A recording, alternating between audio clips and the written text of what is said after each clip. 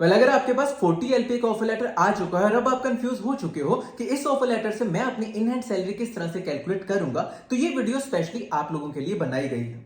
जब आप इस वीडियो को लास्ट तक देखोगे तो आप खुद ही रियलाइज कर जाओगे कि आप अपनी इन हैंड सैलरी किस तरह से कैलकुलेट करेंगे और इन दी एंड आपको कितनी इन हैंड सैलरी मिलेगी। So now without just wasting any time, watch the video till the and.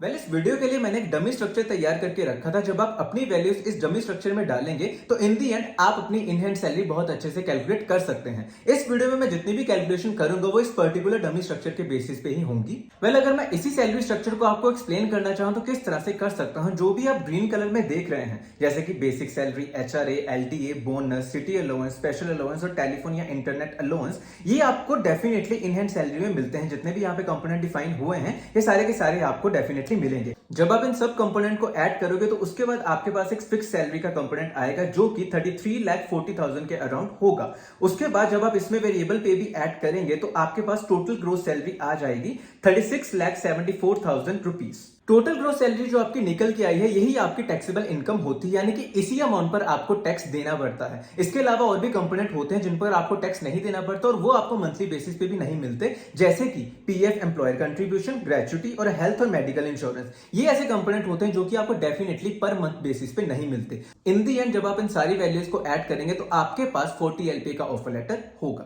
Next point is taxable income. ये आपकी सैलरी का कुछ ऐसा अमाउंट होता है जिस पर आपको टैक्स देने की जरूरत होती है, क्योंकि जितना भी आपका प्रॉपर्ली सीटीसी होता है उस पर आपको टैक्स सारा का सारा नहीं लगता। उनमें से कुछ ही अमाउंट ऐसा होता है जिस पर आपको टैक्स देने की जरूरत होती है और उसी अमाउंट को टैक्सेबल इनकम का नाम दिया जाता है, जिसको आप घटा बढ़ा सकते हो डिपेंडिंग अपॉन कि आप कितनी डिडक्शंस उस अकॉर्डिंग शो करते हो। अब बात करते हैं डिडक्शंस के बारे में, जिसमें सबसे पहली डिडक्शन होती है एचआरए और एलटीए। इसको क्लेम करने के लिए कुछ ऐसे सेट ऑफ रूल्स होते हैं जिसको आपको फॉलो करने की जरूरत होती है और उसी के बेसिस पे आपका ये अमाउंट डिडक्ट किया जाता है, जिसमें ये 4 कंडीशन फॉलो की जाती हैं। इन चारों कंडीशन में जो भी सबसे कम अमाउंट होता है उसी को कंसीडर किया जाता है इन दोनों के क्लेम के लिए। उसके बाद की अगर मैं बात करूं तो एक स्टैंडर्ड डिडक्शन होता है, ये हर एक एम्प्लॉय क्लेम कर सकता है। उसके बाद अगर मैं बात करूं तो वो होता है एटीसी। इसमें आपको कुछ इन्वेस्टमेंट करनी होती है कि आप 1.5 लाख तक का अमाउंट डिडक्ट करवा सकते हो। उसके बाद अगर मैं बात करूं तो होता है 80सीसीडी। इसमें आप 50,000 के अराउंड क्लेम कर सकते हो। Next is deduction under section 80डी। तो इसमें जब भी आप कोई भी मेडिकल इंश्योरेंस बाहर से करवाते हो तो उसका आप क्लेम ले सकते हो। अगर मैं पर्टिकुलर इंडिविजुअल की बात करूं तो वो 25,000 के अराउंड क्लेम कर सकता है, लेकिन अगर किसी के पेरेंट्स 60 प्लस हो तो वो उसके लिए 50,000 का क्लेम भी ले सकता है। अभी के केस में मैं सिर्फ 25,000 का क्लेम ही कंसिडर कर रहा हूं। तो जब आप इन सब वैल्यूज को कैलकुलेट करेंगे तो उसके बाद आपके पास टोटल डिडक्शन का एक अमाउंट आ जाएगा, जिसको आपको टोटल ग्रोस सैलरी से सब्ट्रैक्ट करना पड़ेगा। जब आप इन दोनों को सब्ट्रैक्ट करोगे तो आपके पास टोटल टैक्सेबल इनकम आएगी। ये अमाउंट होता है जिस पर आपको प्रॉपर्ली टैक्स देने की जरूरत होती है।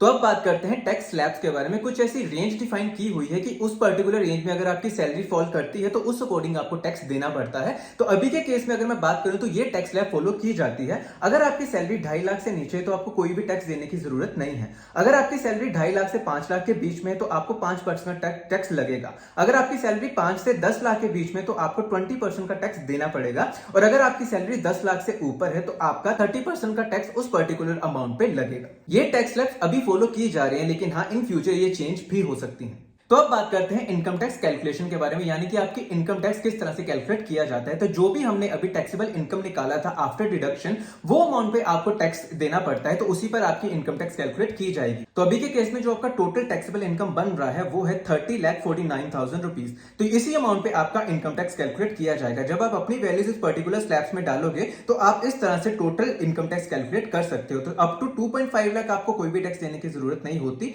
2.5 से 5 लाख के बीच में आपको 5% का टैक्स लगेगा, जो कि 12,500 के अराउंड हो जाता है। उसके बाद 5 से लेकर 10 लाख के बीच में आपको 20% का टैक्स देना पड़ेगा, जो कि 1 लाख के अराउंड होगा। उसके बाद 10 लाख से ऊपर जितना भी अमाउंट होता है उस पर आपको 30% का टैक्स लगेगा। जब आप इसको कैलकुलेट करेंगे तो आपके पास 6,14,700 रुपीज आ जाएगा।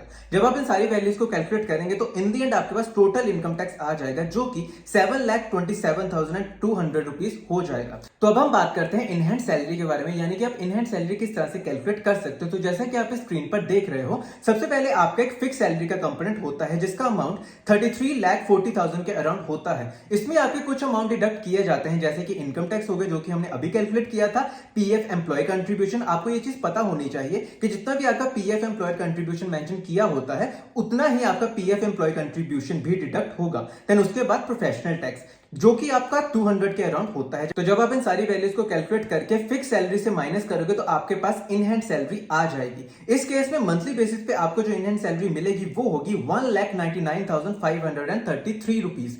अब मान लो कि अगर आपकी कंपनी आपको वेरिएबल पे भी मंथली बेसिस पे दे रही है तो उस केस में आपका जो अमाउंट बनेगा मंथली बेसिस पे वो होगा 2,27,366 रुपीज। तो इतना सैलरी आपको मंथली बेसिस पे मिलेगा। इस केस में जब आप कोई भी डिडक्शन क्लेम नहीं करते उसमें आपकी जो मंथली सैलरी बन के आएगी वो है 1,88,908 रुपीज। और इसी में जब आप वेरिएबल पे भी ऐड कर दोगे तो वो अमाउंट आपका 2,16,741 रुपीज हो जाएगा।